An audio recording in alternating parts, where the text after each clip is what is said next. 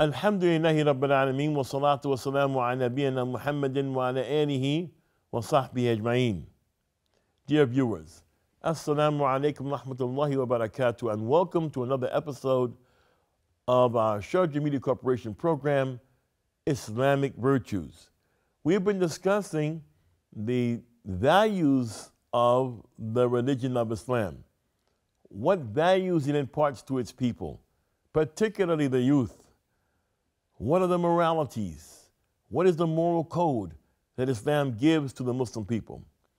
And we arrived at the code or the value that says that the Islamic values and morality is consistent with human nature. These values do not command responsibilities that are humanly impossible. Rather, these values agree with the needs of people without contributing to a flow of unreasonable passions. The servant only gets what he needs. Therefore, he is cultivated in the best possible way to benefit him in his present life and in his future life. This concept is emphasized by our Lord when he says, "La yukallifu Allahu nafsan illa wus'aha." Allah burdens not any person beyond his capacity. Ibn Jarir al-Tabari, may Allah have mercy on him, said in his tafsir of the verse, "La yukallifu Allahu nafsan fayata'addabaha illa bima yas'aha fala yudayyiqu alayha wala yajhadaha." Allah burdens no person means he does not demand someone to be devoted to him in worship with something beyond their ability, nor does he oppress or overwork them beyond their capacity. Allah subhanahu wa ta'ala says, "Ma ja'ala alaykum fi dini min haraj." And Allah has not laid upon you in religion any hardship. This verse is appropriate to the topic because values and character traits are part of Islamic law, and therefore they are deen and part of the deen. We want to talk briefly about the stage of development, because we mentioned previously that the values are real and they're not imaginary, and that we should take our value about human beings from the religion. So let's speak about a stage of development in which a person is responsible, a Muslim, to have Islamic values, and let's see what's been said about it. And this stage is the one called adolescence. Adolescence is supposed to be a developmental transition between childhood and adulthood. It is a period from puberty until full adult status has been attained. Allah says something about the young adult or about his development. So what does Islam say about the development of a person until they become an adult? Allah says, "Allahu alladhi khalaqakum min du'fin thumma ja'ala min ba'di du'fin quwwatan ثم جعل من بعد قوة ضعفا وشيبا يخلق ما يشاء وهو عليم قدير." Allah, it is He who created you in a state of weakness, and then gave you strength after weakness, and then after strength gave you weakness and gray hair. He creates what He wills, and it is He who is the all-knowing and the all-powerful, meaning able to do all things. A tafsir of this verse from Shaykh Abdul Rahman ibn Sa'di says the following: يخبر تعالى عن سعة علمه وعظيم إقداره وكمال حكمته. Allah subhanahu wa ta'ala here in this verse, He is telling us about His great knowledge and His great ability and His complete wisdom. أبدأ خلق الآدميين min du'f. He tells us that he starts the creation of a child of Adam from weakness. وهو أطوار الأول. These are the first developments of a human being. من خلقه من نطفة إلى علقة. From a time he is a sperm drop until he is a clot, until a lump of flesh, until he becomes a living being inside the womb of his mother, and then he's born. This is the first weakness. هو في سن الطفولية. At that time he's in childhood. هو إذ ذاك في غاية الضعف وعدم القوة. At that time, the person is at the height of weakness and has no strength at all and no ability. ثم ما زال الله يريد من قوته شيئا فشيئا. Then Allah subhanahu wa ta'ala, he increases the strength of this person little by little. حتى بلغ سن الشباب, until the person becomes a young adult. واستويت قوته وكملت قواه ظاهرا وباطنا. And then Allah subhanahu wa ta'ala, he brings equity to his strength and completes his outward strength and his inward strength, little by little. ثم انتقل من هذا الطور والرجع إلى الضعف والشيبة والهرم. And then after the person reaches what we call prime time, what we call the prime of his life, when he's a youngster, when he's in his 30s, in his mid-30s. In his mid-30s, we call it the prime. From about 28 to about 32 or 33, we call it the prime of his life. He's an adult. From the very beginning of his puberty, began to be an adult. And then he turns back into weakness, heading toward being elderly, gray hair, and senility in some cases, according to the wisdom of Allah Azza wa Jal. وَمِنْ حِكْمَتِهِ أَنْ يَرَى الْعَبْدِ. And from the wisdom of Allah subhanahu wa ta'ala is that he shows a servant, when he says, يَخْلُقُ مَا يَشَاءُ, he creates what he wants to create. The servant sees that his strength is sandwiched between two periods of weakness. The weakness of him being a child and the weakness of him being elderly. And وَأَنُّ لَيْسَ لَهُ مِن نَفْسِهِ إِلَّا النَّقْصِ. And the only thing that the servant has from himself is that he becomes weak. He has shortcomings. He's not perfect. And he will see that as a creation, that's who he is. وَلَوْلَا تَقْوِيَةُ اللَّهِ لَهُ. And if it had not been that Allah made him strong, لَمَا وَصْلَ إِلَى قُوَّةٍ وَقُدْرَةٍ.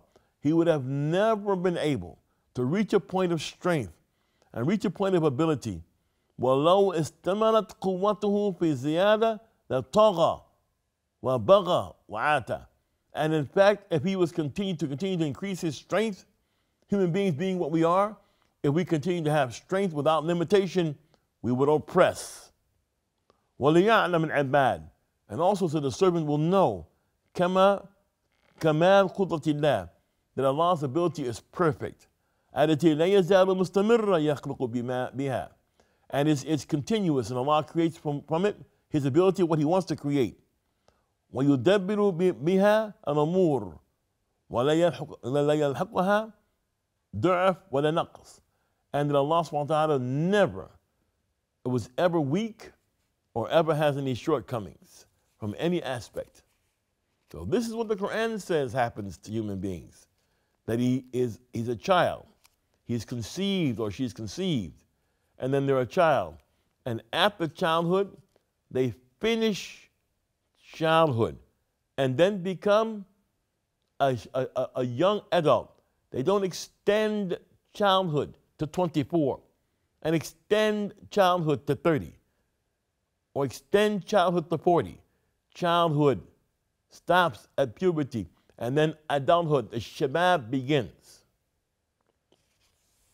Allah subhanahu wa ta'ala also says, وَاللَّهُ أَخْرَجَكُم مِّن بُطُونِ أُمَّهَاتِكُمْ لَا تَعْلَمُونَ شَيْئًا وَجَعَلَ لَكُمُ السَّمْعَ وَالْأَبْصَارَ وَالْأَفْئِدَةَ لَعَلَّكُمْ تَشْكُرُونَ. And Allah has brought you out from the wombs of your mothers while you know nothing. And He gave you hearing and sight and hearts that you might give thanks to Allah Azza wa Jal. Meaning, هو المفرد بهذا النعم. Meaning He's the only one who can do this. أخرجكم من بطون أمهاتكم لا تعلمون شيئا. He's the only one who can bring you from the wombs of your mothers not knowing anything. Allah has brought you from the wombs of your mothers while you know nothing. لا تقدرون على شيء. You aren't able to do anything. ثم أنه جعل لكم السمع والأبصار والأفئدة. And then He gave you hearing, and He gave you sight, and He gave you hearts that you might give thanks to Allah Azza wa Jal. خص هذه الأعضاء ثلاثة. Allah specifically mentions these three members of the body, لشرفها, for their honor, because they have nobility, وفضلها, ولأنها مفتاح لكل علم, that the hearing and the sight and the heart, these are the doors of knowledge. فلا وصل للعبد إلا من أحد هذه الأبواب الثلاثة. And so no servant gets any knowledge except by one of these three doors: his eyes, his sight, his hearing, or his heart. وإلا فسائر الأعضاء والقوة الظاهرة والباطنة هو الذي أعطاهم إياه. And from these three, the person gets the rest of his strength for the rest of his body. وجعل يمنيها فيهم شيئا فشيئا. And his strength and ability grows little by little. إلا أن يصل كل أحد إلى حال اللائق به. Until every human being reaches a point that's suitable for him. وذلك لأجل أن يشكر الله. Why do we get this? We reach this point of growth and reach this point of power and strength to thank Allah Azza wa Jal. بإستعمال ما أعطاهم. And we thank Him by using what He gave us. من هذه الجوارح, from these limbs that we get, في طاعة الله, by obeying Allah subhanahu wa ta'ala. فمن استعملها في غير ذلك, whoever uses his limbs in other than obedience to Allah, who uses his sight and uses his heart and his hearing to gain knowledge that doesn't benefit him, and then uses his limbs in a value other than the value given to him by Allah Azza wa Jal, كان حج عليه. This will be an evidence, a proof against him. وقابل النعمة بأقبح مقابلها. And instead of the blessing, he will get a very ugly result from doing that. People of knowledge have said the following regarding adolescence. Here again, the period of adolescence, of being young. Some schools of human psychology believe that there is a stage of human development between puberty and the age of 20 to 24 years that they call adolescence, or being a teenager. Furthermore, it is believed that during this age of development, individual responsibility and accountability for negative actions should be excused. This concept of extended childhood, known as adolescence, opposes the legislation of Islam. Islamic law places an exact time when a person leaves childhood and enters young adulthood. There's a difference between a young adult and an extended child. Also, it is said about being a teenager that parents and teachers and society as a whole should expect a person going through this phase is going to be wild, oppressive, and antisocial.